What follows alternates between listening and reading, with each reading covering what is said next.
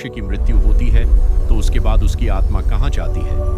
क्या मृत्यु सब कुछ समाप्त कर देती है या उसके बाद एक नई यात्रा शुरू होती है? गरुड़ पुराण में भगवान विष्णु ने गरुड़ जी को आत्मा की मृत्यु के बाद की यात्रा का विस्तृत वर्णन किया है।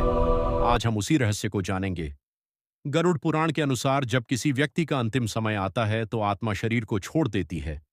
शरीर पंचतत्व में विलीन हो जाता है, लेकिन आत्मा अपने कर्मों के साथ आगे बढ़ती है। कहा गया है कि अच्छे कर्म करने वालों को शांति का अनुभव होता है, जबकि बुरे कर्म करने वालों को कठिनाइयों का सामना करना पड़ सकता है। यही कारण है कि जीवन में हर कर्म का महत्व बताया गया है। धार्मिक मान्यता के अनुसार मृत्यु के बाद यमदूत आत्मा को यमलोक की ओर ले जाते हैं। इस यात्रा में आत्मा अपने जीवन के हर छोटे बड़े कर्म का स्मरण करती है। कहा जाता है कि किसी से किया गया प्रेम, सेवा, दान और सत्य का पालन आत्मा के लिए सहायक बनते हैं, जबकि छल, क्रोध और अन्याय उसके मार्ग को कठिन बना सकते हैं।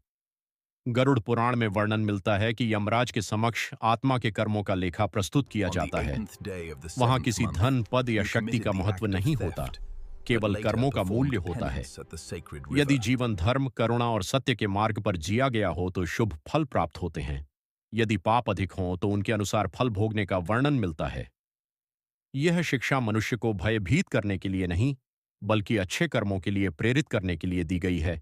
गरुड़ पुराण हमें यह संदेश देता है कि मृत्यु अंत नहीं, बल्कि एक नई यात्रा की शुरुआत है। इसलिए जीवन का हर क्षण अमूल्य है। सत्य बोलें, माता पिता और गुरु का सम्मान करें, जरूरतमंदों की सहायता करें और ईश्वर का स्मरण करते रहें। यही वे कर्म हैं जो आत्मा की आगे की यात्रा को शुभ बना सकते हैं। अगर आपको यह जानकारी ज्ञानवर्धक लगी हो तो वीडियो को लाइक करें, चैनल को सब्सक्राइब करें और कमेंट में AUM नमो नारायणाय अवश्य लिखें।